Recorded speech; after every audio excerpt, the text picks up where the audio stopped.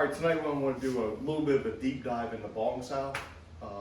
In the first form, naturally everything's center line oriented. We're not moving, we're in our basic horse. The bong comes out, and generally you're going to see the bong come forward. Elbow still moves along that elbow moving line. It turns out. We have the elbow higher than the wrist, wrist forward of the elbow. This stays on the center line. When you see this come down, the wrist stays on the center line. The elbow moves down into Chun. That still stays in the same place. It's not moving to the outside like a karate outside block or something like that. Bong comes out, elbow drops down, this stays in the same place, and we do the talk style. Okay. When you look at the dummy, when you look at the wooden dummy, you'll see kind of the same thing with the Bong Sao. The first section of the dummy is teaching you the proper angle of Bong Sao. When I start the dummy and I go here and here, you'll see the elbow kind of stays up in here, and this turns and drops into place. So the elbow's higher than the wrist. Wrist is forward of the elbow for Bong Sao. Now, in application, you're not really diving down to use a Bong Sao. Okay? That, from an application standpoint, is kind of confusing to people. Lock you up again for a second. If I'm standing here like in the interview posture, and Lafayette throws a punch into the chest, okay? As he comes in like that, I'm not going to, as that's coming in, go this way. I'm not going to try to drop down to get to it. My hand's above it. I'm going to do something that cuts that line off that makes more sense. Okay? So if I'm here, my hands are already up, when he's coming into that line, I'm cutting it off, so I'm taking this line. I'm not going to drop down to do Bong Sao, and you see that a lot in the system. But it's just to teach you the proper angle of Bong Sao. Bong is usually going to be used when the blocking hand is lower than the incoming attack. He throws this shot and I go here, okay? And my hand's down here. He throws that next shot, my hand's below it to take this line. If my hand's above it and it's coming in, there's no reason for me to drop down to get to it. We have somebody who's watching us right now.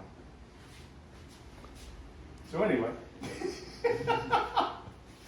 sorry, local MMA school, guys that roll around on the floor with each other, not into that. So, everybody gets a thrill somehow. Anyway, as we're working through this, if my hand's lower than the incoming hand, let's say he throws here and I'll pick this up, and he throws that, my hand's below, and I pick this up because my hand is down here. So as it comes across the hit, I'll pick up here because now I can pick that line up because my blocking hand is lower than the incoming attack. That's kind of where we're going with this. So the bong, if you start looking at application, it's actually coming from low, picking up higher. But it's not a blocking method that uses force against force. He's throwing a punch, I don't stop him like this, like I'm trying to throw force in. That's not a very strong angle for the shoulder. It's really a weak angle. The bong, there's a saying that basically says the Bong Sao doesn't remain. In other words, I'm not doing the bong as a position way out here like this. The bong is a transitional movement. Okay? He throws and I pick up the bong and I hit off of it. The bong merely moves this offline so this can take over. It's not something that's meant to stop him here from this standpoint. That's kind of what we're going to work a little bit today, is I'm just going to be carrying my hands a little low purposely for the drill.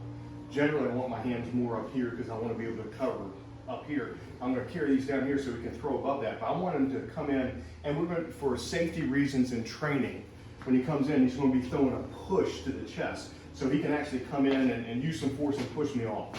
Okay? He's coming in that way so that I can move this off. You see how the bong doesn't have to do a whole lot? It creates that angle that I can take over here. Okay? So when he comes in, I want him hitting me in the chest. See, this is why I do this stuff. He's trying to make me look good. You don't have to make this look any better. Come on. So anyway, he's coming in to go in the chest. That's where he's picking up. I'm using this because that gives me access here. Okay? Now, what I like to do, Wing Chun to me is not a boxing system. It's not a punching system. It's to get my thumb in his eye system. Okay? So when he comes in, I'm dealing with this. This is coming here. I really emphasize the thumb in the eye because the thumb is the strongest of your fingers, okay? The thumb is short, fat. It's got a lot more strength than the longer, thinner fingers, which is my excuse for saying short and fat is good for some things. So anyway, that's where I'm going here. So as he comes in, I pick this up, but this is where I'm looking to get. But notice the bong, it doesn't oppose him. He's coming in, okay? I'm not stopping him. Push me off balance, it's okay. Come on. See what he did? I'm old, what the hell? Okay, so as he's coming in, I'm just, see where that puts him? See this opening here? And I didn't oppose him. When he comes in, I just move that off because that gives me access in here. That's really all we're doing with this. He's coming in, I move this. Notice he comes in, bong, causes that careening effect. But as it does, I'm moving it. In the second form, you'll see us work the bong where we shift, shift, shift. That's really what I'm doing here. I'm shifting with that. I'm not doing it necessarily with the feet. I am doing it with the upper body to give me access to where I want to get to. That's what we're going to work tonight. All right, the question was asked on this drill, why would we be carrying our interview posture low? Normally we wouldn't. I'm using this as a training option. Usually I want my hands up in this window of combat where I can control. If my hands are lower, I wouldn't hold them this way generally if somebody's close to me. Last thing you want is your hands down where you can't protect yourself. So it's a little more understandable. Say we're at a party. I've got my cake. I'm not holding the cake up here, it looks weird. So I've got my cake. Somebody throws a punch. I pick up the block. Notice I'm picking this up here. I strike. I eat. You strike. So you gotta protect yourself and your food.